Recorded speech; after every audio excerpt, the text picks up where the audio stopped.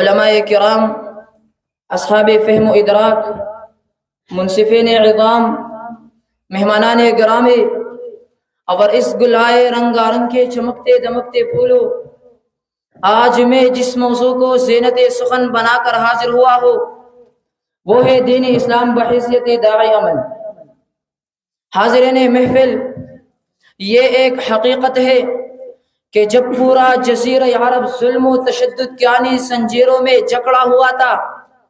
اخلاقی و روحانی ادب کے پول خشک ہو چکے تھے، تہذیب و تمدن کی بستیاں جل کر راکھ بن چکی تھی، انسانیت آخری سزگیاں لے رہی تھی، کہیں پانی پینے پلانے پہ جھگڑا،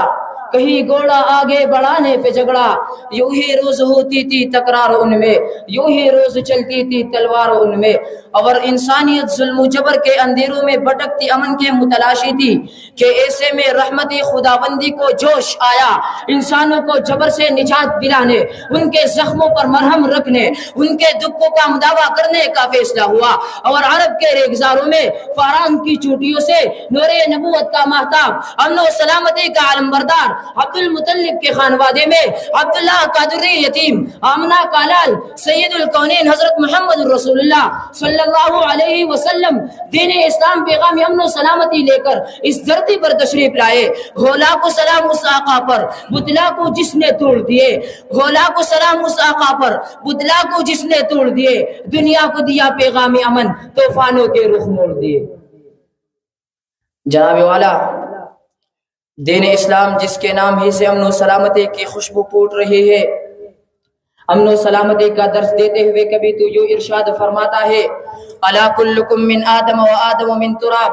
خبردار تم سارے ایک آدم کی اولاد ہو اور آدم کی خلقت مٹی سے ہے، تم میں سے کسی عربی کو عجمی پر یا کسی عجمی کو عربی پر، کسی سرخ کو سیاہ پر، کسی سیاہ کو سرخ پر کوئی فضیلت نہیں۔ والمؤمن من امنہ الناس علی اموالہم وانفسہم، اور کامل درجے کا مومن وہ ہے جس سے لوگ اپنے جانوں اور مالوں کو محفوظ تصور کرے۔ اور کبھی وہ کفار معاہدین جو ہمارے دیش میں رہتے ہیں ان کے بارے میں پیغمبر امن کا ارشاد مبارک ہے، جو کسی معاہد کو قتل کرے گا قیامت میں اس کا مقدمہ میں خود لڑوں گا۔ عزیزان گرامی، کہاں ہے وہ امن کے ٹھیکیدار، کہاں ہے اسلام پر دہشت گردی کا لیبل لگانے والے؟ میں ان سے پوچھنا چاہتا ہوں، دیکھو اسلام کے اوپر سب سے بڑا حملہ جو کیا جا رہا ہے وہ نبی مکرم اور قرآن مقدس کی بے حرمتی اور گستاخی ہے، جو یہ کفار سرعام اس میں مصروف ہے۔ 1 ارب 40 کروڑ مسلمانوں کی کلیجی چلنے کر کے رکھ دیے، لیکن آج تک اسلام کے 1400 سالہ لٹریچر میں آپ کو ایک لفظ اور ایک عربی نہیں ملے گا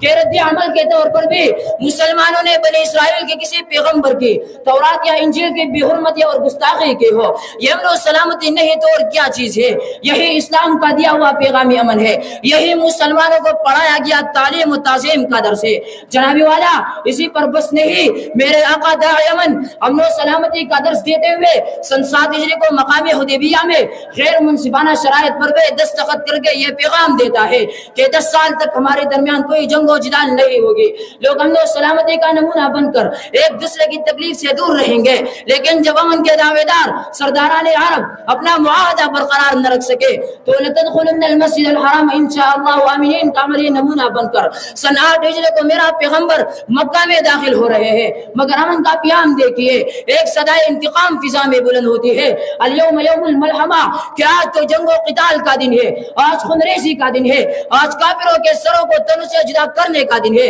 آج تو ان کفار سے انتقام لینے کا دن ہے۔ لیکن قربان جاؤ اپنے آقا پر کہ وہ یہ آواز سنتے ہیں، اعلان کرتے ہیں کہ نہیں نہیں، آج جنگ و جدال کا دن نہیں، آج خونریزی کا دن نہیں، آج انتقام کا دن نہیں، بلکہ الیوم یوم المرحمہ، آج امن و سلامتی کا دن ہے، آج پیار و محبت کا دن ہے، آج امن و سلامتی کا دن ہے۔ امن کے یوں جس نے دریا بہائے، دل ان کا بھی جیتا جو سر لینے آئے، یہ بندہ نوازی کے جوہر دکھائے کہ خود کا جوہر جواہر لٹائے۔ وما علینا الا البلاغ المبین۔